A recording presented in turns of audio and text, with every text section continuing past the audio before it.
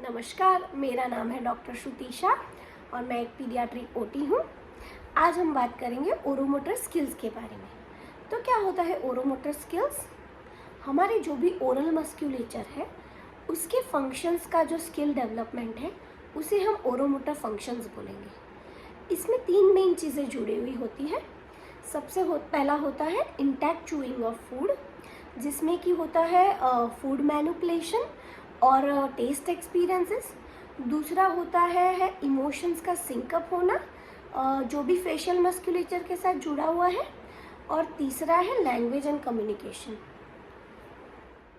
तो अगर आपके बच्चे में कभी भी कोई ओरोमोटर इश्यूज़ है तो उससे जुड़ी हुई ये कुछ बातें हो सकती हैं, जैसे कि बच्चे की मसल टोन में प्रॉब्लम है, या तो बच्चे का मसल टोन हाई है या लो है तो उसको ओरोमोटर फंक्शंस में इश्यूज आ सकते हैं, या कि उसकी स्ट्रेंथ में प्रॉब्लम है, यानी कि बच्चे के जॉ मस्कुलेचर अगर वीक है तो उसे ओरोमोटर फंक्शंस में प्रॉब्लम आ सकते हैं।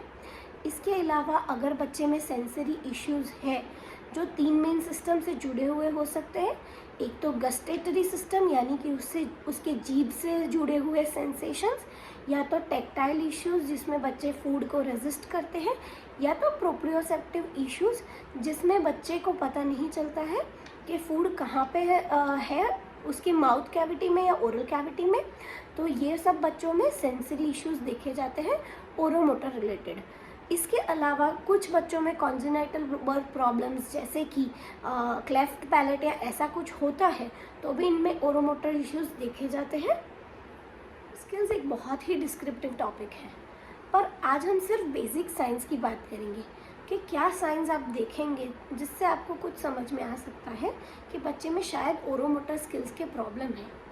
तो सबसे पहला होता है ड्रूलिंग। अब हर कोई बच्चा ड्रूल तो करता ही है जब भी वो टीथिंग फेज़ में है, या वो नया फूड स्टार्ट कर रहा है, या स्पीच डेवलपमेंट फेज़ चल रहा है उसका, तो हर कोई बच्चा ड्रूल करता है। पर ये फेज़ जल्दी ही आके चला जाता है। पर अगर आपके बच्चे में ये फेज़ नहीं जा रहा है, अगर बच्चा 1.5-2 साल का हो गया है फिर भी वो ड्रूल कर रहा है, तो ये एक साइन है ओरोमोटर स्किल के प्रॉब्लम की।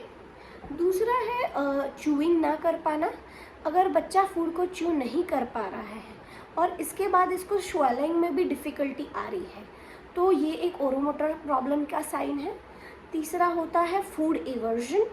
अगर बच्चा कोई नया फूड नहीं ले रहा है, या कोई स्पेसिफिक प्रकार का ही फूड ले रहा है, या कोई स्पेसिफिक प्रकार का फूड वो रेजिस्ट कर रहा है, तो ये ओरोमोटर प्रॉब्लम का एक साइन है।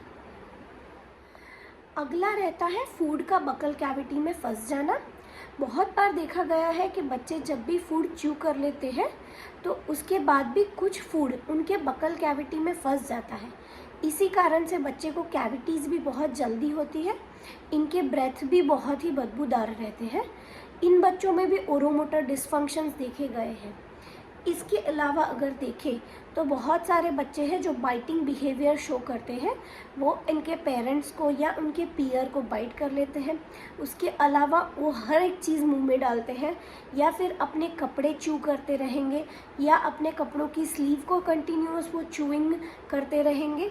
तो ये भी एक ओरोमोटर प्रॉब्लम की साइन है। इसके अलावा अगर देखें तो बहुत से बच्चे हैं जो स्पीच डेवलपमेंट में डिले शो करते हैं, इनको वर्ड फॉर्मेशंस में प्रॉब्लम रहती है, तो ये बच्चे भी ओरोमोटर के शिकार होते हैं।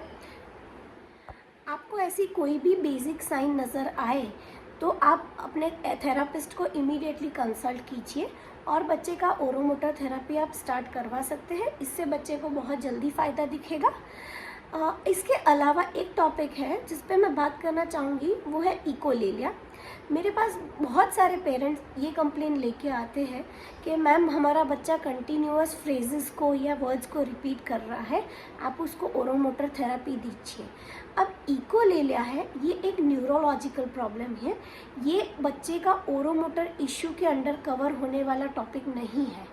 तो अगर आपका बच्चा कुछ कंटिन्यूअस रिपीट कर रहा है, अगर वो ASD के स्पेक्ट्रम पे है या हाइपर है और वो कुछ बातें कंटिन्यूअस रिपीट कर रहा है, तो ये एक न्यूरोलॉजिकल डेफिसिट का साइन है, ना कि ओरोमोटर डिसफंक्शन का। ओरोमोटर फंक्शंस पे ज़्यादा जानकारी के लिए हमारे चैनल को सब्सक्राइब कीजिए और हमारे अगले वीडियो का इंतज़ार कीजिए। धन्यवाद।